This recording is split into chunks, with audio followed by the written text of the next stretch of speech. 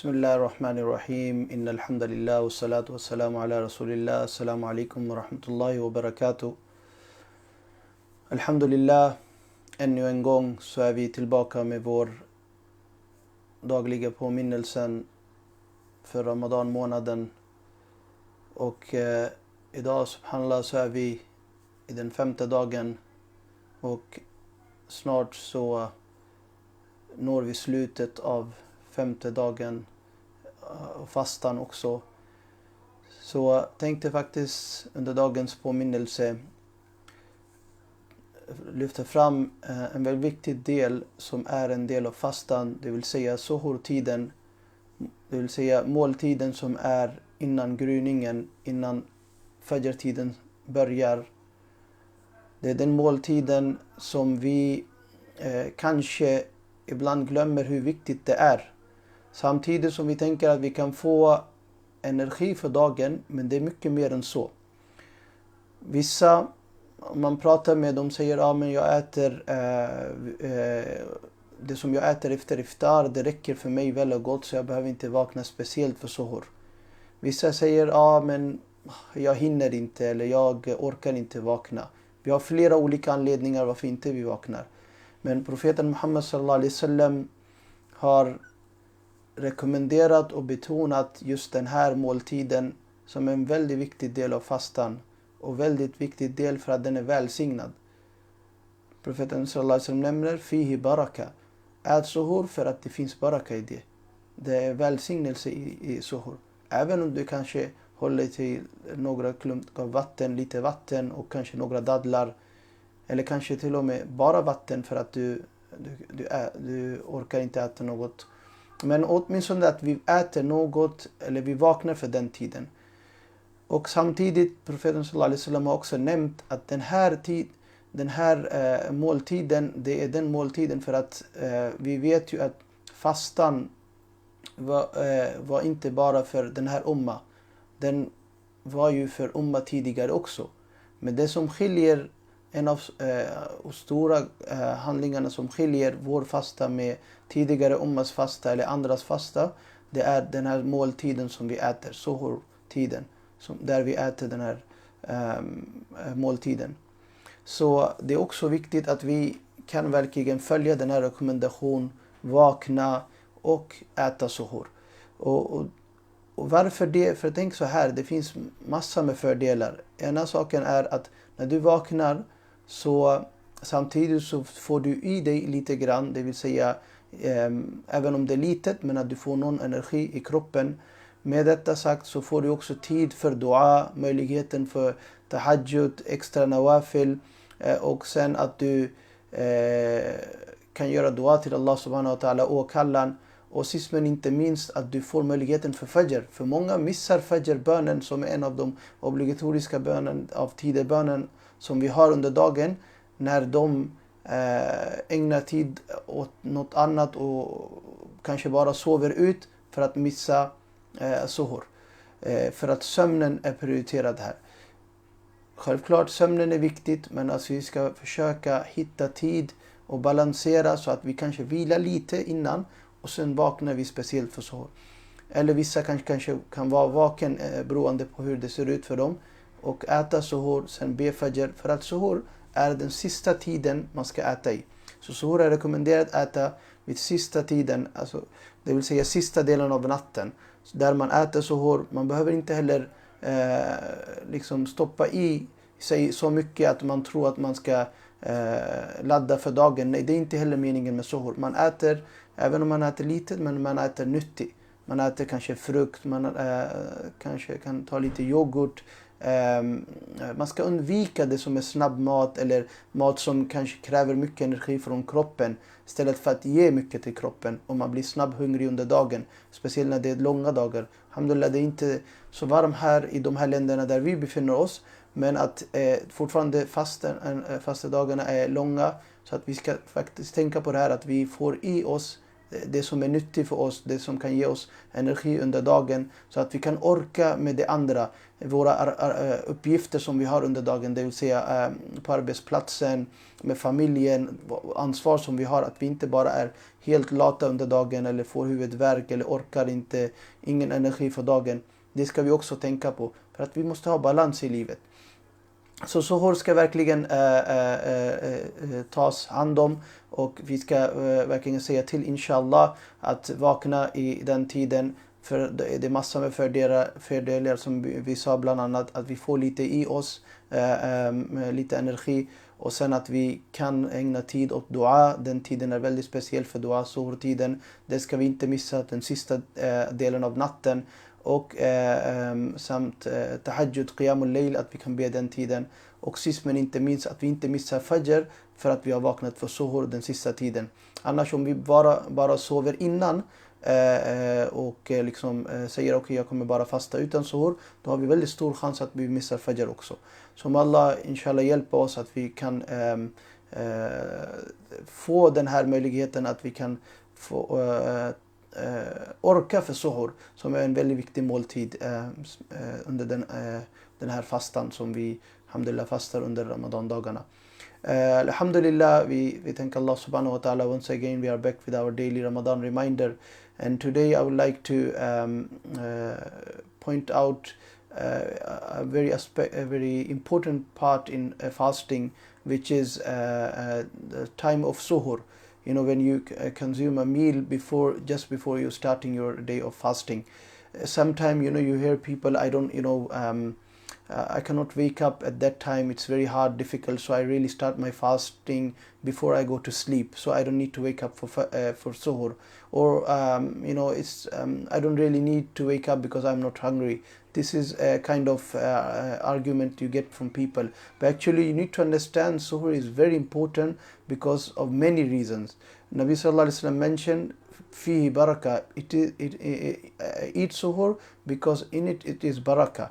So suhur itself, it has barakah, so you really should take it, because when you eating suhur, even if it's little, just water or some dates or some fruits or whatever, but the time of suhur, it's full of barakah, and you are following the sunnah of Prophet sallallahu alaihi wasallam, which is very beneficial itself.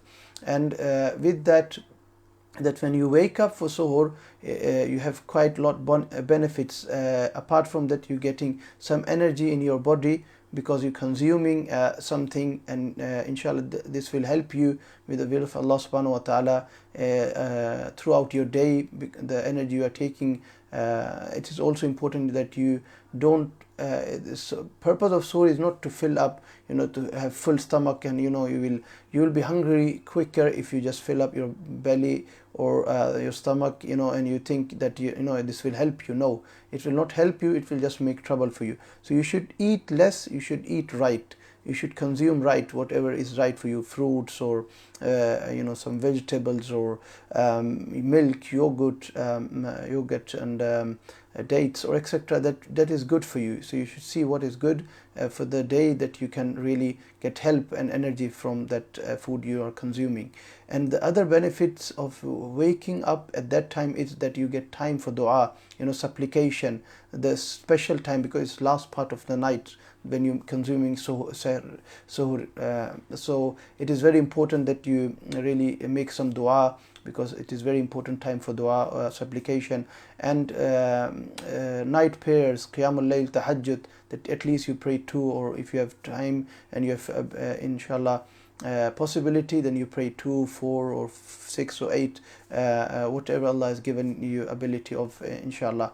And last but not least, that you will get your fajr prayer, which is very big chance that if you start your prayer, your fasting just without suhur, and you just sleep after Aysha or after Tarawih, and you say I will just wake up in the morning because I have to go to work or I have to do some other things, or I'm just not hungry, I cannot wake up, it's very hard. That all reasons can will risk your fajr also. But this reason that you wake up for fajr, that you wake up for suhur, and you make dua and you make tahajjud and you eat something, because it is barakah in suhur, then you will also get chance for Fajr, which is one of the 5 daily prayers. And if you are starting fasting, day of your fasting with missing the Fajr, it is not really a good sign and not really good fast. So we should really take care of this also. May Allah give us ability to really and Allah give us energy and willingness to really take care of our this time and this suhoor and this meal, that we wake up and eat something and really are awakened at that time for some dua and some ibadah, inshallah. So in that sense, inshallah, we can pray Fajr also. So alhamdulillah, ہم اللہ کا شکر ادا کرتے ہیں کہ ہم ایک دفعہ پھر جو ہے وہ اس روزانہ کے جو ہمارا رمضان ڈیلی ریمائنڈر ہے اس میں موجود ہیں. اور آج جو ہے میں سحری کے بارے میں بات کرنا چاہوں گا. یہ بڑی خاص ایک وقت ہے کھانے کا جو عام طور پہ مس کیا جاتا ہے اس وجہ سے کہ یا تو اٹھنے میں بہت تکلیف ہوتی ہے یا پھر بھوک نہیں ہے تو نہیں اٹھ رہے. لیکن یہ وقت ایسا ہے کہ آپ سے نے فرمایا یہ پچھلی امتوں اور پچھلی امتوں کا جو روزہ تھا یعنی ان پہ بھی روزے تھے, اور اس امتوں کا جو روزہ ہے اس میں جو اس کو جس میں فرق لے کے آتا ہے وہ یہ سحری کا وقت ہے. یعنی ان کو سحری نہیں تھی, ہمارے کو سحری ملی ہے, اور سحری میں برکت ہے, فیہ برکت ہے, اس کے اندر برکت ہے. تو اس برکت کو حاصل کرنے کے لیے کچھ بھی, چاہے پانی ہے, کھجور ہے, فروٹ ہیں, کچھ بھی تھوڑا سا مختصر سا, اس سے یہ فائدہ بھی ہوگا کہ ہمیں دن میں انرجی مل جائے گی. اور فائدے کیا ہیں؟ دن میں انرجی تو ہمیں مل جائے گی جو اگر ہم صحیح کھائیں. کیونکہ سحری کا مقصد یہ نہیں ہے کہ فل بھر کے کھا لیں, اس سے تو ہمیں اور تکلیف ہوگی, بلکہ کم کھائیں لیکن صحیح کھائیں کہ صحیح انرجی ہمارے جسم میں جائے, اور تاکہ ہمیں دن میں آسانی ہو. جو ہماری ذمہ داریاں, دوسری ذمہ داریاں, ان کو پوری کریں, عبادات کریں دن کے اندر, کیونکہ روزے کا مقصد صرف کھانا اور سونا نہیں ہے. تو صحیح کھائیں, اور صحیح کم کھائیں لیکن صحیح کھائیں, اور ایسے کھائیں کہ تاکہ دن میں بھی ہمیں اس کی انرجی محسوس ہو, اور جو ہے دن میں بھی عبادت کا ہمیں جو ہے مزہ آئے, اور دن میں بھی جو ہماری ذمہ داریاں وہ پوری کر سکیں, کیونکہ ذمہ داریاں پوری کرنا وہ اٹ سیلف ایک عبادت ہے. تو اللہ تعالیٰ ہمیں توفیق عطا فرمائے. اور دوسرا فائدہ کیا ہے سحری میں اٹھنے کا, کہ جو دعاؤں کا خاص وقت ہے, کیونکہ رات کا آخری حصہ ہے سحری کا, تو اس میں دعائیں کریں اللہ سبحانہ و تعالیٰ سے, اپنے لیے, اپنے گھر والوں کے لیے, امت کے لیے, سب کے لیے دعا مانگیں, مسلمانوں کے لیے, غیر مسلم کے لیے, پڑوسیوں کے لیے, رشتہ داروں کے لیے, سب کے لیے دعا مانگیں. اور جو ہے ایک اور فائدہ کیا ہے کہ تہجد اور قیام اللیل, جو رات کی جو نماز ہے 2, 4, 6, 8 جتنی اللہ توفیق دیں وہ نماز بھی پڑھیں. اور آخری بات یہ ہے کہ جو سب سے بڑا فائدہ وہ یہ کہ فجر کی نماز ہمیں نصیب ہو جائے گی.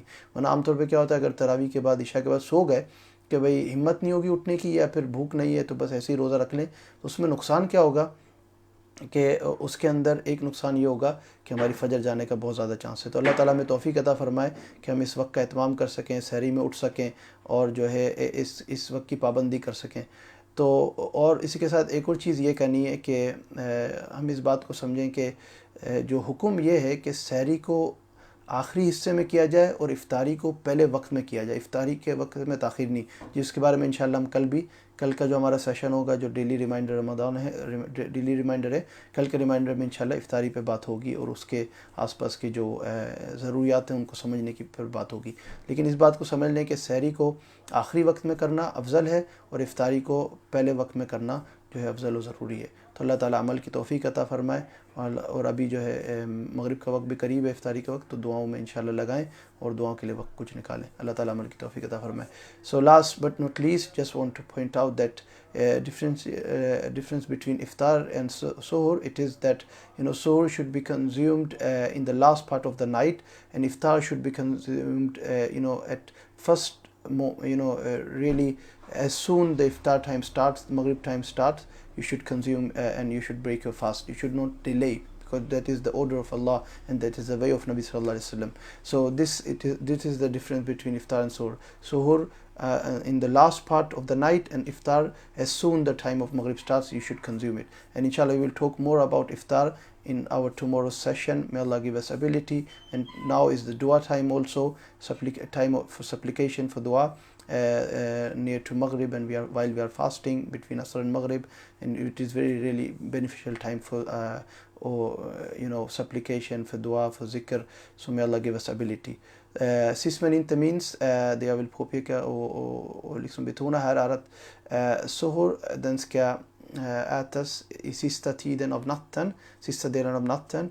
Och iftar däremot, så fort maghribtiden går in, solnedgången har skett, maghribtiden går in, då ska vi äta iftar. Vi ska bryta fastan, vi ska inte förlänga det. För det här är order för Allah subhanahu wa ta'ala, och det är sättet av profeten sallallahu alaihi wasallam. Och inshallah imorgon, under morgondagens påminnelse inshallah, som vi kommer ha imorgon under vår dagliga Ramadan-påminnelsen, så där kommer vi ta upp mer om iftar och diskussion kring det också, hur vi ska hålla till när det gäller iftar, och inshallah kring det kommer vi prata mer om. Men idag, det vi pratade om, suhur, och att vi får möjligheten, ska vi fråga Allah subhanahu wa ta'ala. Och nu när vi närmar oss maghrib, inshallah, solnedgången snart, beroende på vart vi befinner sig i vilken del av landet. Så snart är maghrib, så det är viktigt medan vi förbereder oss för iftar också, att vi gör allt klart och har några minuter avsett för inshallah dua. Så med Allah ge oss möjlighet och vägleda oss och acceptera våra goda handlingar och dua och kallan och minnelse och allt vi gör inshallah. Jazakallah khair. Assalamu alaikum wa rahmatullahi wa barakatuh. See you inshallah tomorrow. Kal inshallah pir mulaqat hotiye. Vi ses imorgon. Assalamu alaikum.